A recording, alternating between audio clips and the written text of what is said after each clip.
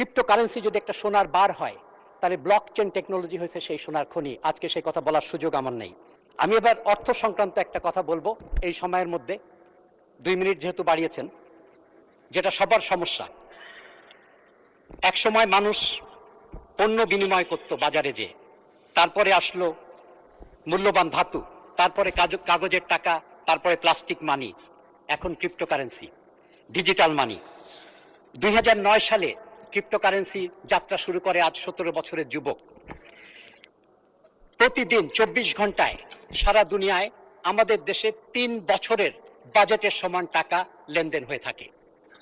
Europe, America, Australia, দুনিয়ার সমস্ত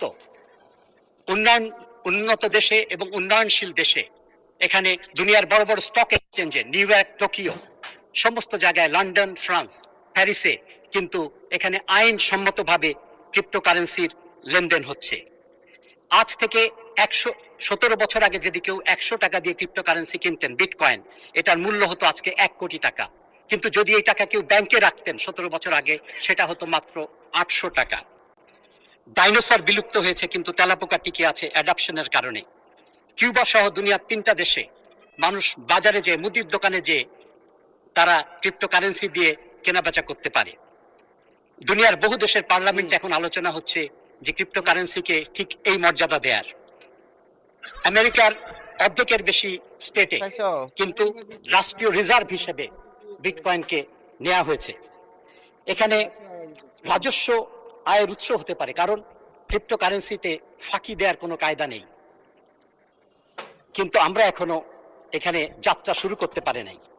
cryptocurrency যদি একটা সোনার বার হয়, তাহলে ব্লক চেন টেকনোলজি হয়েছে সেই সোনার খনি। আজকে সেই কথা বলার সুযোগ আমার নেই। তাই আমি অনুরোধ করব, অর্থ, আইন এবং বাণিজ্য মন্ত্রণালয় নিয়ে অনতি বিলম্বে একটি কমিটি গঠন করে যথাশীঘ্র মহান সংসদে একটি রিপোর্ট পেশ করা হোক, এবং আমার বিশ্বাস সেই রিপোর্ট এটার পক্ষেই কথা বলবে, এবং আমরা 17 বছর পেছনে আছি, কিন্তু আমরা আমাদের যাত্রা শুরু করতে পারবো। জাতি, ধর্ম, বর্ণ নির্বিশেষে অভিনন্দন এবং শুভেচ্ছা। আমি শ্রদ্ধা ভরে স্মরণ করি শহীদ রাষ্ট্রপতি জিয়াউর রহমানকে। আমি যখন ঝিনেদা ক্যাডেট কলেজে পড়তাম তখন উনি আমাদের চেয়ারম্যান ছিলেন। ওনার সাথে আমার কাজ করার সুযোগ হয়েছে, এবং ওনার কাছ থেকে শেখা কিছু গুণাবলী আমার জীবনে চলার পথে দেশে এবং বিদেশে অনেক সাহায্য করেছে। 37 বছর আগে আমি উচ্চশিক্ষাতে বিদেশে চলে যাই। সবসময় দেশে ফিরে দেশের প্রতি ঋণ শোধ করার ইচ্ছা ছিল, কিন্তু আমি ধন্যবাদ জানাই বিরোধী দলের নেতাকে, যার অনুপ্রেরণায় আমি গত বছর দেশে ফিরে আসতে পারি। আমি সবশেষে আমার সহধর্মিনীকে ধন্যবাদ জানাই, যে 3 দশকের বেশি আয়েশি জীবন ছেড়ে আমার সাথে নতুন বাংলাদেশ গড়তে আমার সাথে এসেছে। স্বাস্থ্য ব্যবস্থার অপ্রতুলতা আর সমস্যা আমার মনে হয় 300 আসনের।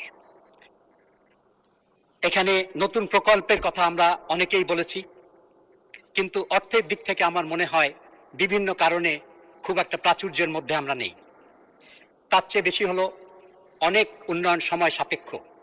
চৌগাছায় 2007 সালে আমার একটা উপজেলা 50 থেকে 100 বেড করার অনুমোদন হয়েছিল, আজও সেই হাসপাতালটা চালু হয়নি।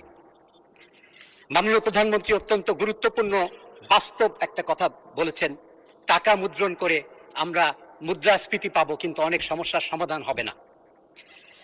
আমার 30টা দেশের বেশি স্বাস্থ্য ব্যবস্থাকে অত্যন্ত কাছ থেকে দেখার সুযোগ হয়েছে, এবং সেই অভিজ্ঞতা থেকে কোনো রকম অর্থ খরচ না করেই স্বাস্থ্য ব্যবস্থার গুরুত্বপূর্ণ এবং তাৎপর্যপূর্ণ উন্নয়ন করার আমি একটা প্রস্তাবনা আজকে দিব।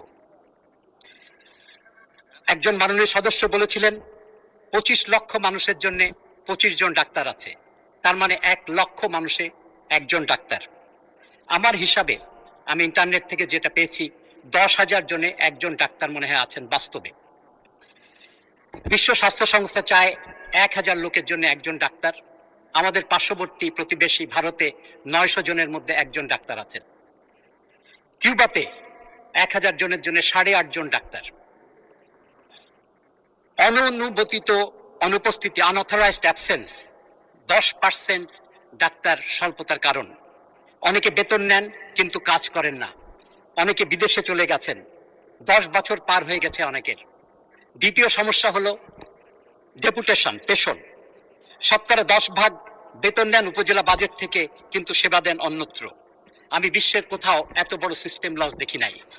তাই আমি অনুরোধ করব যে এখানে আইনের দুঃখজনক ব্যর্থতা হলো আইনের ফাঁক। তাই অর্থ মন্ত্রণালয়, স্বাস্থ্য মন্ত্রণালয় এবং জনপ্রশাসন মন্ত্রণালয়ের সমন্বয়ের মাধ্যমে এবং মাননীয় প্রধানমন্ত্রীর তত্ত্বাবধানে মাননীয় সদস্য, একটু আমি মাননীয় স্বাস্থ্যমন্ত্রীর দৃষ্টি আকর্ষণ করব, দয়া করে প্লিজ টেক নোট।